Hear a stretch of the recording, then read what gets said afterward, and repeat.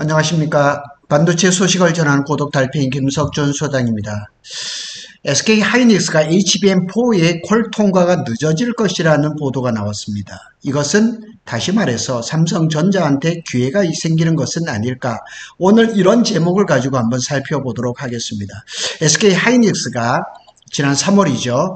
엔비디아에다 6세대 HBM4 샘플을 보냈는데 이게 초기 버전이라는 거죠. 그러니까 완전히 완성된 HBM4 샘플이 아니고 초기 버전이라는 거죠. 이렇게 나왔습니다. HBM4 샘플은 초기 버전. 그러니까 초기 버전이다 보니까 이 퀄텀과의 단계가 많아질 것이라는 얘기죠. 그런데 HBM3E 여기서는 거의 완성된 단계의 샘플이 보내진 것과는 다소 차이가 있다는 얘기죠. 결과적으로는 퀄 테스트가 늦어진다는 거죠. 자, SK 하이닉스가 그동안 이 HBM4에 대해서 상당히 참 좋은 이렇게 그림을 많이 보여줬습니다. 그래서 오늘은 여기에 대해서 25년 7월 기준으로 해서 SK 하이닉스의 HBM4 개발 현황을 한번 살펴볼게요. 샘플은 지난 3월입니다. SK 하이닉스는 주요 고객사 엔비디아이죠. HBM4 초기 샘플을 공급을 했다는 얘기입니다.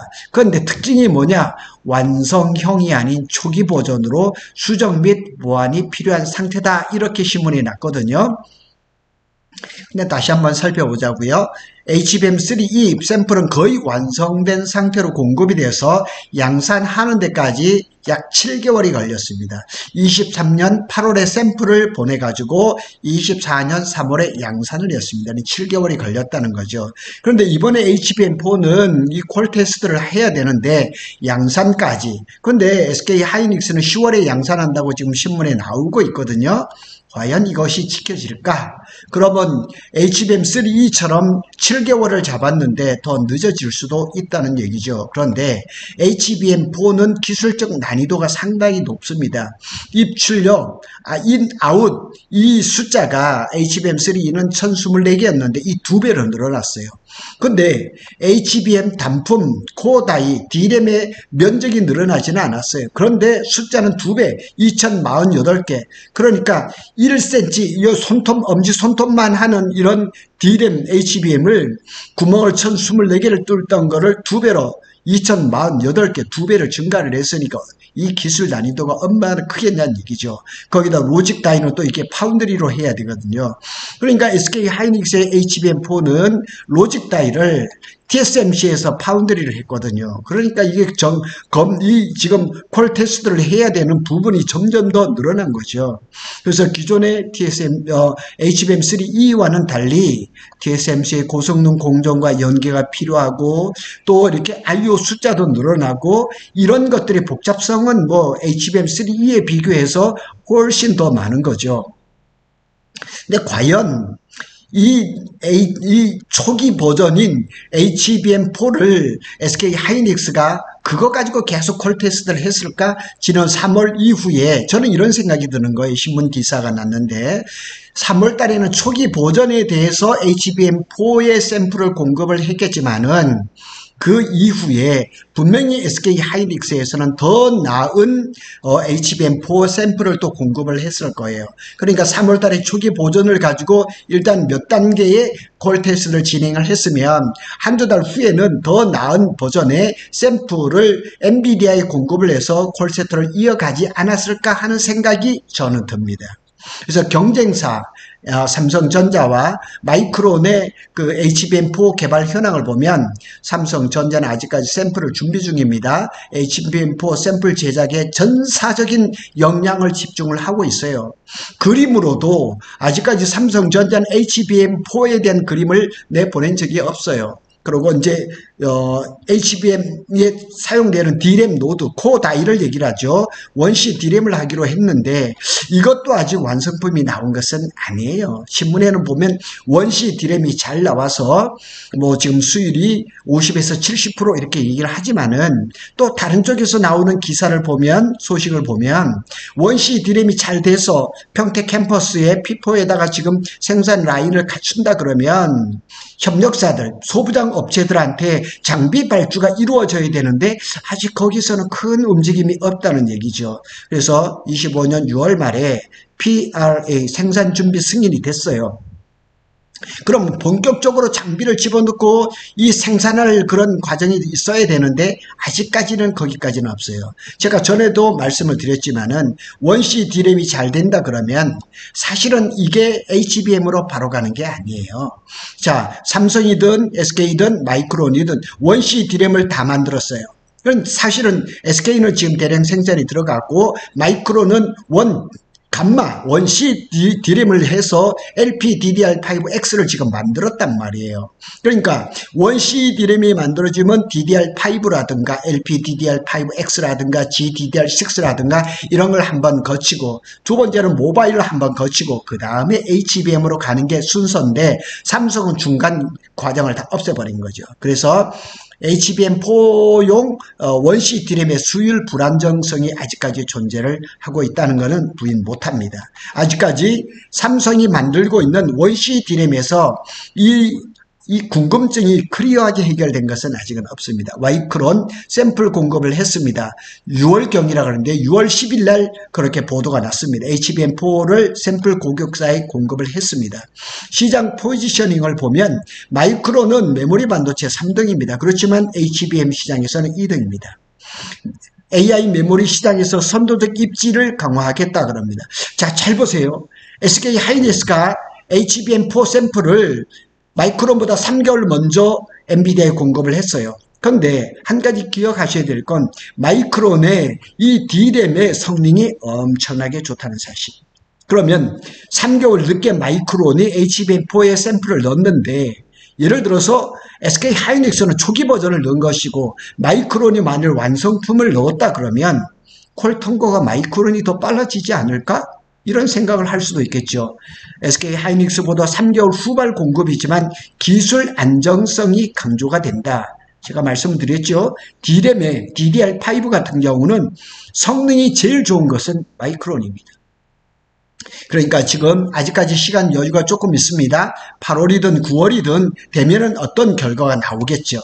참 그림으로 보면 SK 하이닉스의 HBM4 뭐 이런 것들은 대단합니다. 여기 보면 HBM4죠. HBM4입니다. 하여튼 이 그림 만드는 데는 SK 하이닉스로 쫓아갈 수가 없습니다. 근데 삼성전자는 그림에조차도 지금 HBM을 보내고 있지 못한 거예요. HBM 시장은 점점 커지고 있죠. AI 반도체 시장이 점점 커지고 있어요. 전체 메모리 시장에서 HBM 비중이 점점 빠르게 증가를 하고 있고 SK 하이닉스는 다음 주죠. 24일 날 2분기 실적 발표를 합니다. 다음 주에 아마 떠들썩할 겁니다. 경쟁이 격화되고 있죠. SK 하이닉스 추격하는 마이크론, 아직까지 샘플을 조차 만들지 못하고 있는 3등의 삼성전자. 그래서 초기 샘플 공급 시점이라든가 기술 노드 차별화가 있는 거예요. 그리고 또 한 가지 제가 글을 쓰고 있는데 한미반도체에서 하이브리드 본딩을 27년 하반기 그러니까 HBM6까지 TC 본드로 지난 HBM5, 6까지 생산을 할 거라는 거죠. HBM6에서 하이브리드 본딩을 한다 그러는데 삼성전자는 HBM4에서 원C D램을 적용하고 하이브리드 본딩을 한다고 했는데 어떤 결과가 나올지는 조금 더 두고 봐야 되겠습니다. 밑에 표는 제가 이렇게 그 내용들을 한번 정리를 한 거고요. 일단 위에 내용들 한번 결론을 짓고 보면 SK 하이닉은 선제적인 샘플 공급을 성공했지만은 제품 완성도가 초기 단계 중간에 더 나은 샘플을 공급을 했는지는 모르겠지만은 일단 신문에 발표된 걸 보면 초기 단계의 샘플을 공급을 해서 콜 테스트의 단계가 더 많아질 것이고 그 얘기는 무슨 얘기냐면 보통 HBM3 이 단계에서는 7개월 걸렸던 이제 콜 테스트 단계가 더 늦어지는 것은 아닌가 이렇게 예상을 하고 있습니다. 그래서 25년도 하반기, 26년도 상반기에 HBM4 상용화 시기로 예상을 됐는데 이것이 조금 빗나가지 않을까 하는 생각이 있습니다. 그런데 제가 소제목을 하나를 달았습니다. SK 하이닉스 HBM4 콜 통과가 늦어지면 삼성전자 HBM3이 HBM4의 호재일까? 호재입니다. SK 하이닉스의 HBM4가 초기 샘플 수준에 머물렀다면 콜 테스트에 상당한 시간이 필요할 겁니다. 그래서 제가 늘 말씀을 드리지만 삼성전자에게 가장 필요한 게 뭐냐고 시간입니다. 시간을 벌었죠. 그리고 엔비디아의 젠슨 황은 얼마 전까지만 해도 SK 하이닉스한테 HBM을 빨리 공급해달라고 독촉을 하던 그런 CEO였는데 최근에 이런 얘기가 없습니다. 그래서 삼성전자한테 전략적으로 유리한 국면으로 흘러가는 것은 아닌가 이런 생각을 해볼 수도 있는 거죠. 그래서 가정에서 한번 생각해 본 겁니다. 그래서 삼성전자에게 유리할 수 있는 포인트가 있을 거예요. SK 하이닉스는 HBM3E 시장에서 70% 이상의 점유율을 확보를 하고 있어요. 그래서 SK 하이닉스의 R&D 자원이 HBM4에 분산이 되면서 HBM3의 신규 수요의 대응 여력이 줄어들 수도 있어요. 이렇게 얘기할 수도 있지만 SK 하이닉스는 벌써 HBM4까지 대량 생산을 앞두고 있어서 HBM3E 같은 경우는 기술 성숙도가 이제 완전히 다 올라가 있는 거예요. 8단은 뭐 말할 것도 없이 12단도 수율이 뭐 8, 90%를 얘기를 하고 있거든요.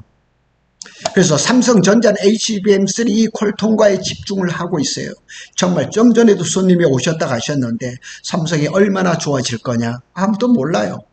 삼성이 또 이 엔비디아나 주요 공급사들이 이제 HBM3 수요를 계속 요청 중에 있어요. 그래서 삼성이 지금 HBM3를 빠르게 안정화하면 SK 하이닉스의 공백을 일부 메울 수 있는 그런 구조가 형성이 될 수도 있어요. 근데 삼성전자가 지금 HBM3E에서 콜 통과가 안 되기 때문에 지금 이 어려움이 겪고 있는 거죠. HBM3E의 수익성 회복과 공급 우위에 선점할 수 있는 기회가 온 거예요. 그래서 저가 가끔씩 말씀을 드리지만 HBM4가 젠슨 황이 얘기했던 것보다 조금 늦어지는 것 같아요.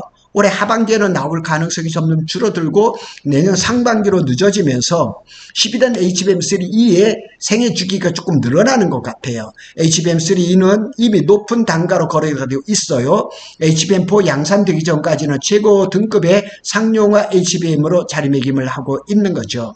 그런데 삼성전자가 정말 올해 하반기에 이렇게 콜 통과를 마무리를 한다 그러고 양산 수위를 끌어올린다면 SK 하이닉스 대비해서 이익률 회복과 판가 ASP이죠. 상승 효과를 누릴 수가 있어요. 그런데 SK 하이닉스는 이미 HBM3에서 이미 대량 공급하고 있지만 HBM4 콜 테스트에 집중하느라고 신규 고객 대응 여력이 줄어들면서 삼성이 신규 수주 기회를 가져갈 수 있어요. 그러나 전제되는 것이 있어요. 엔비디아의 콜 테스트를 통과를 한다는 전제가 있는 거예요. 그거 없으면 의미 없는 얘기입니다. 전부 다. 그리고 HBM4 전환에 따른 리스크 회피를 전략을 또 이렇게 할 수가 있는 거죠. SK 하이닉스는 HBM4에서 기술적 리스크 IO수가 배로 늘어나고 그 다음에 로직 다이를 외주 생산을 해야 되잖아요. 삼성전자는 자체 파운드리에서 할 수가 있는 거죠. 그래서 삼성전자는 HBM4 개발 속도가 늦더라도 그 사이에 HBM3 수율을 안정화하고 수익을 극대화할 수 있는 기회가 있는 것은 사실이에요. 전략적으로 보수 이제 기조를 취하면서 위험을 회피하고 후발주자 전략 제가 어제도 얘기를 했지만 후발주자가 다 유리하지는 않아요. 그래서 삼성이 어떠하든지 엔비디아의 콜을 통과를 해서 이 HBM3E에서 또 시장을 점유를 하고 HBM4로 이렇게 넘어가면 스무스하게 넘어가는 그런 걸 좀 해야 되는데 SK 하이닉스의 HBM4 개발이 지연될 경우 엔비디아는 특정 업체에 대한 의존도를 줄이기 위해서 삼성과 마이크론의 공급선을 다변화할 가능성이 커요. 그래서 SK 하이닉스의 HBM4가 원B로 만드는데 이게 초기 버전을 가지고 샘플을 공급했다는 이 아이러니가 좀 이해가 안 돼요. 저는 그 사이에 3월과 지금 7월이잖아요. 이 사이에 더 나은 샘플을 공급을 했다고 보는 거죠. 그렇다고 해서 SK 하이닉스가 HBM4가 콜이 많이 늦어질까? 마이크론이 역전하고 삼성이 역전할까? 그럴 가능성도 있겠죠. 삼성이 일정 수준의 퀄리티와 수위를 확보한 HBM3를 제공할 수 있다면 협상 테이블이 달라질 수가 있죠. 그러나 이 모든 가정적인 얘기는 조건이 있어요. 조건. 이 조건을 한번 얘기를 해보겠습니다. 삼성전자에게 남은 과제가 있어요.